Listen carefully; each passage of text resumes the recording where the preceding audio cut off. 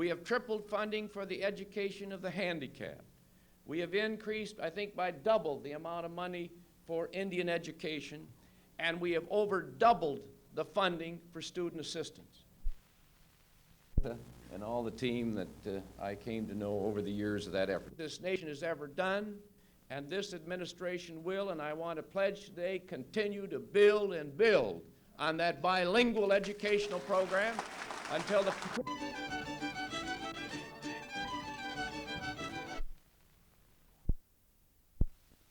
I appreciate him coming to visit us, you know, a community college instead of a big university like USC or UCLA.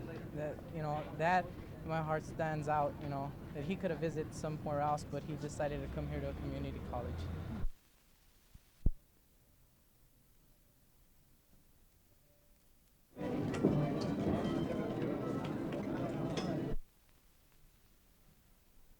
Ser que algún día el gusto se vuelva llanto, el gusto se vuelva llanto, date gusto, vida mía. Ay, la la la la. Thanks. Thank you very much. Thank you very much, Walter Mondale.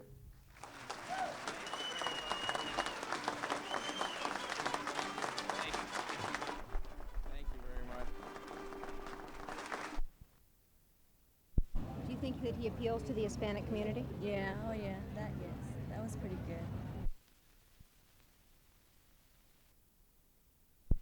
Mondale's all-out appeal to the Hispanic community was apparently time well spent solidifying one of the few strongholds that Carter does have in California. Dixie Whatley reporting for News at 10.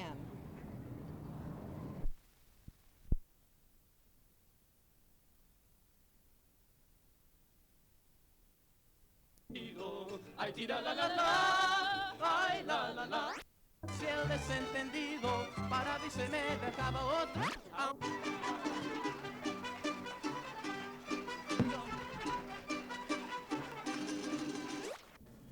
I'm delighted to welcome Vice President Mondale to Los Angeles.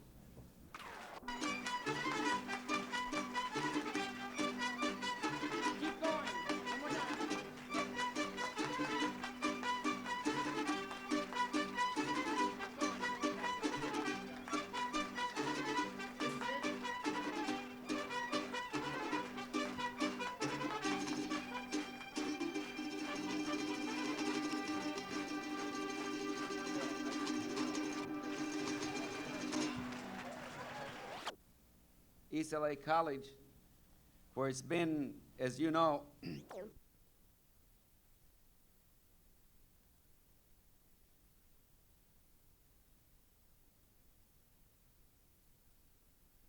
very much. Thank you. Thank you very much for this.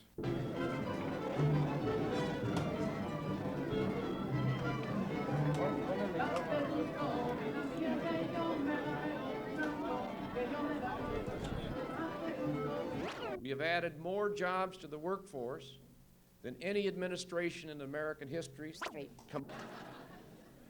I'm one of the great educators of our time. I've always liked ancient history.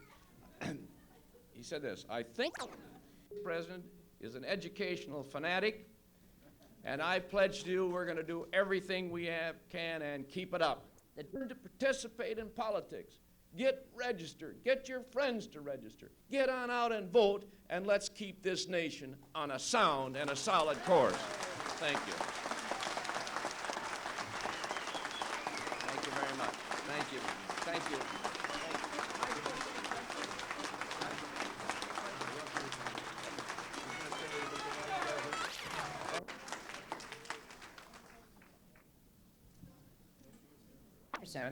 Escalation of nuclear armaments in this world. There are so many issues, and this, I say to the young people here today, this is your world. You're going to live in it longer than we do. And you've got a bigger stake for that reason than any of us. And if you want a nation and a world that is socially just, where our kids have a chance, where the Cesar Chavezes of our day are honored and respected, where kids have a chance to go on to college.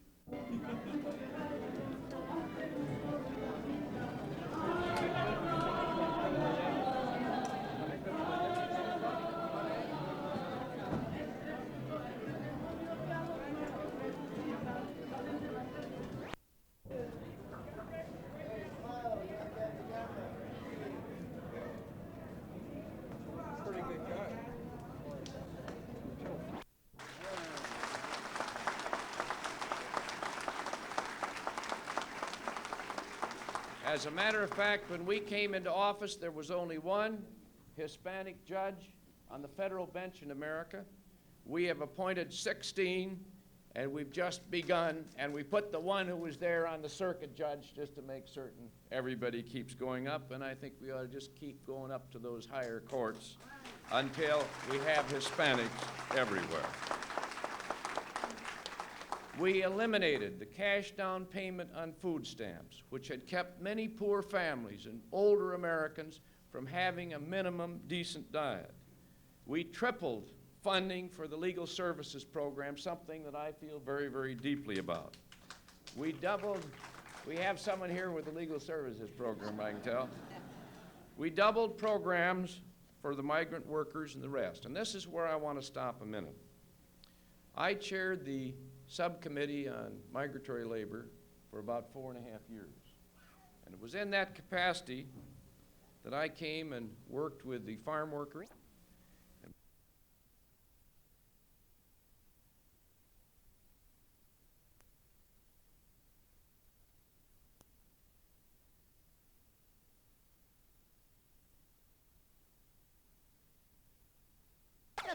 Nation of ours.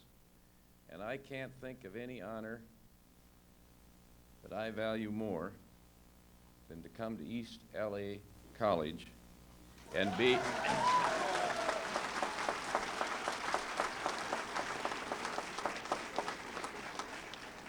and to be introduced by someone who stands in our time as one of the great giants of social justice on earth, our friend Cesar Chavez.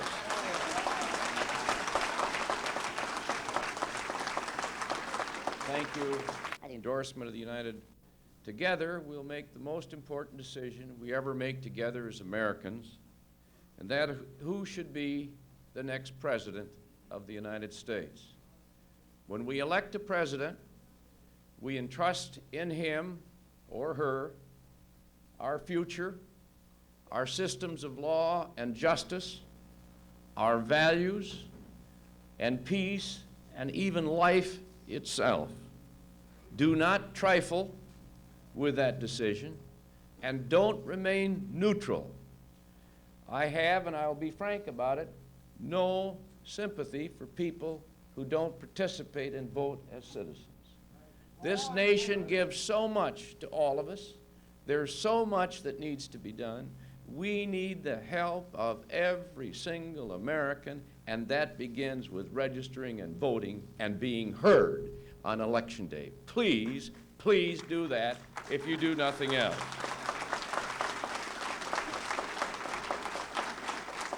Difficulties. When I chaired a committee on equal, I believe in it. Elementary schools of our country, particularly students in America wishing to go on to college, wishing to go on to vocational school, had no form of federal assistance whatsoever permitting them to do so. A terrible loss to this nation.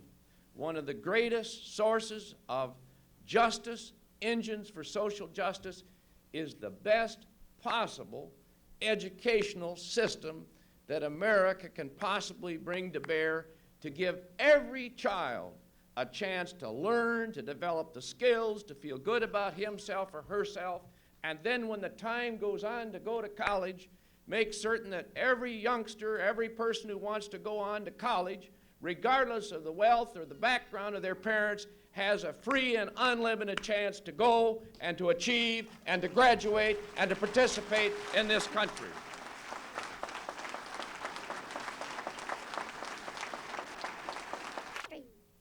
His unity of nations around the world. We have strengthened this nation in terms of defense, and we will continue to do so. but we've tried to use that strength to serve the cause of social justice. And let me give you just one example. One of the biggest burdens that this country had to carry, one of the biggest costs we paid day in and day out for nearly 70 years, was the last vestige of colonialism, which permitted the United States to own a strip of land right through the center of another nation called the Panama Canal Zone, just as though we were an occupying colonial power. It was a treaty that was entered into under very suspicious circumstances early in this century, and everything we tried to do in Latin America and around the world, sooner or later they'd bring that treaty up and remind us that while we talked about justice, about national independence and dignity, we ourselves were practicing through an old and archaic treaty a system that undermined. We'll get into that in just a minute now. We don't want to ignore him. This is what he said about bilingual education. Every time I quote him, they always just say that's a vicious attack. So I'll stick very carefully to his words here now. Bilingual education has failed to do anything toward the ability of students speaking a foreign tongue to master English. It teaches the foreign-born, quote, how to be different and remain apart from the mainstream of American living. So that's one issue. If you want an administration who believes in a program that teaches children many things, including how to understand English and math and America faster, and yet does it quickly through the language the child brings to the class and enhances the self-worth of that child on the one hand, or somebody who says this about bilingual education, there shouldn't be an Hispanic American who will vote for a person who would say that about bilingual education.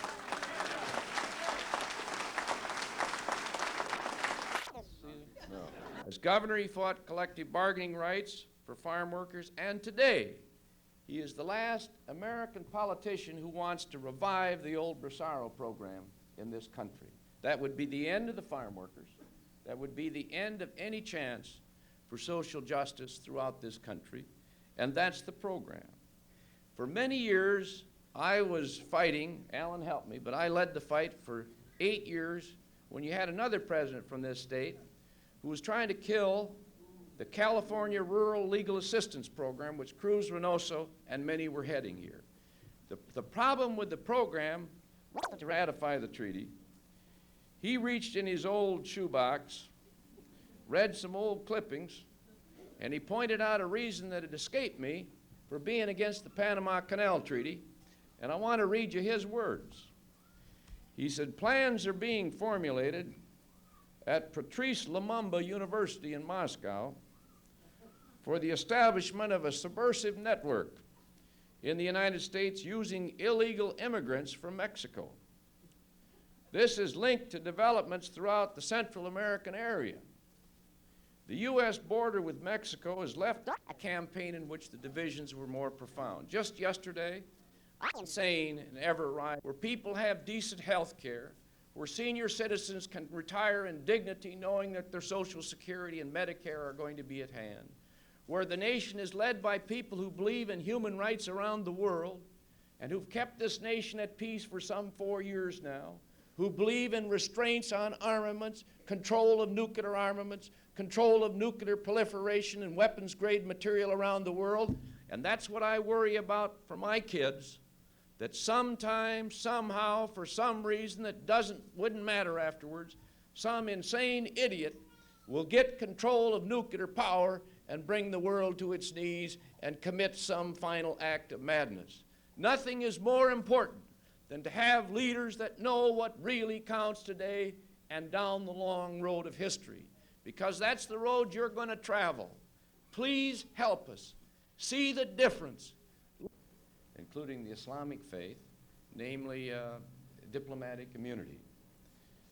And whatever may be the historical grievances, we do not think it is proper or valid for these hostages to be held for any reason whatsoever. And we think 1 moment was too long, and we're doing everything we can, consistent with their safety, and have from the beginning, to urge their immediate return. Those efforts are underway at this time. I cannot say that I have any reason to be unduly optimistic, or for that matter, unduly pessimistic. It is a heartbreaking situation, of course, for the families and the hostages, but for all of us. We're dealing with a situation which the students of history in this room who've studied the French Revolution and the rest, I think can understand a breakdown of authority, an attempt to slowly put together a new civil authority, the differences, the problem of power and the rest. And unfortunately, our hostages have been the innocent victims of all of that.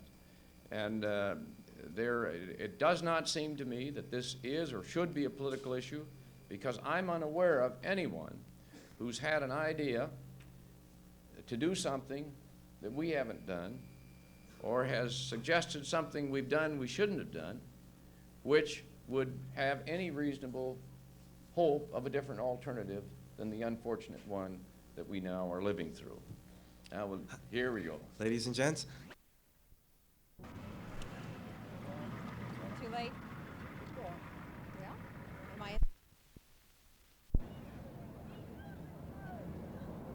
Mondale's all-out appeal to the Hispanic community was apparently time well spent, solidifying one of the few strongholds that President Carter has in California. Dixie Whatley reporting for News at 10.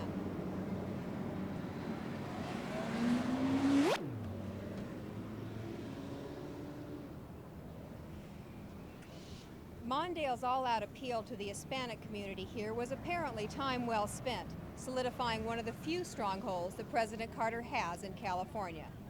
Dixie Whatley reporting for News at 10.